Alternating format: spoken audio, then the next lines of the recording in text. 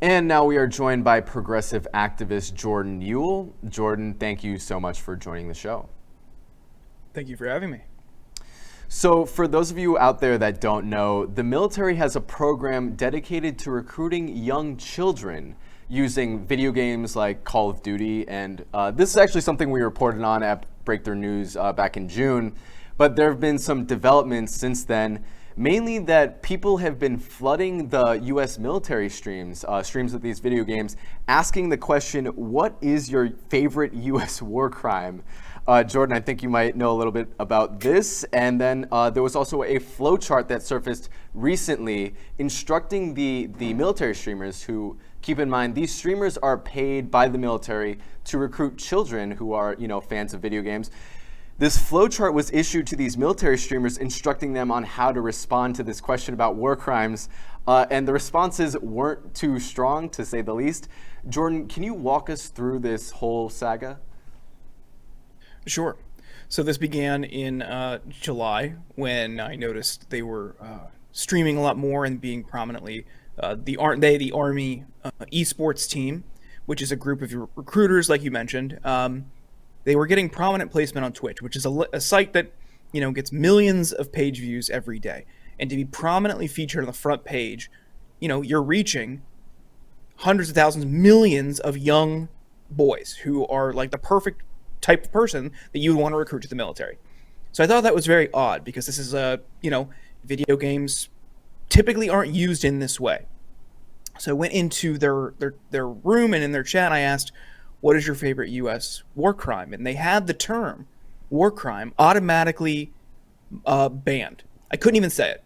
So I had to do an alphanumeric iteration of it, and then I was able to ask, which prompted the streamer, who is a Green Beret recruiter now, to get mad, ban me, and that clip ended up getting a ton of traction, which led me to kind of dig deeper.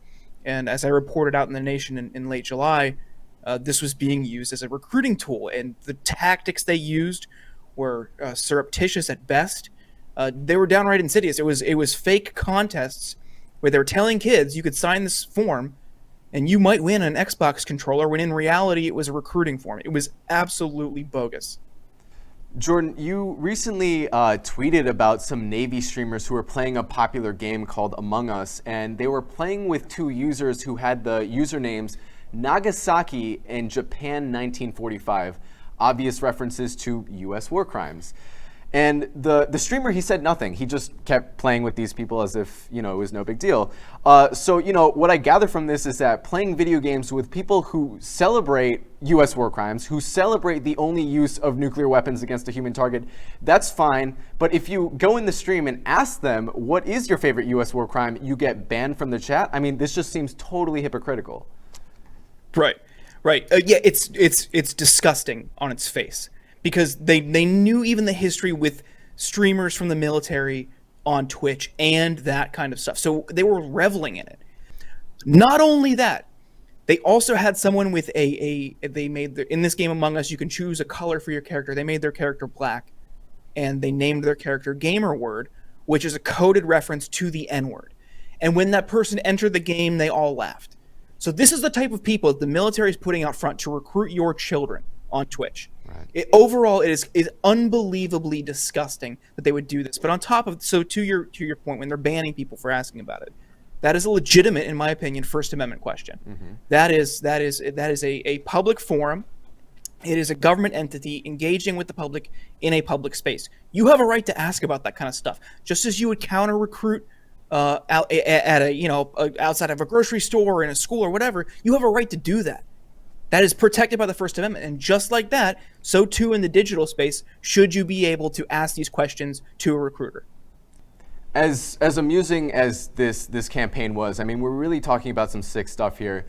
The average person that plays Call of Duty, I mean, they're not even old enough to enlist. A lot of them are 13 or 14. And they have no understanding of what real war is outside of these games. And then you have this adult who is paid by the military, mind you, this adult sitting in front of them telling them how great this military experience was, how great their experience in the military was, why they'd be a perfect fit for the military, while they're playing this game that these children associate with real war. I mean, it's so unethical. How is this even legal? Well, there's so much baked into that, right? So yes, let's start with the game itself being used by the military as a recruitment tool. As you laid out, it is a completely unrealistic depiction of war. You're not going to see the lifetime of PTSD, the struggles and fights with the VA for your benefits, perhaps military sexual trauma, seeing your friends die, maybe you die. These are all things that are very possible and common scenarios tied to military service that are never accurately depicted in most military forms of propaganda, and certainly never a game like this where it kind of leans into this valor and myth of war and the soldier. So it's not so much like you think you're going to respawn in real life. I think most people realize like that's not real, but it does overinflate your sense of ability. And when they recruit based on hand-eye coordination, a lot of people think that's because they're a good shot, when in reality it's because you might be operating an unmanned drone, and bombing people from afar. That's what they're ultimately looking for. It's the dual axis controller skills. On top of that, yeah, that you're also not going to think about the lifetime of consequences. On the legality question, it's because that Democrats joined with Republicans to shut this down. And that represents how powerful and controlling the military-industrial complex is across both parties. When you have a Democrat being tapped by Republicans to speak on behalf of Republicans in opposition to Representative Ocasio-Cortez's amendment to shut this down, I cannot think of a better depiction of bipartisan consensus that the military machine must continue. It is so absolutely repugnant.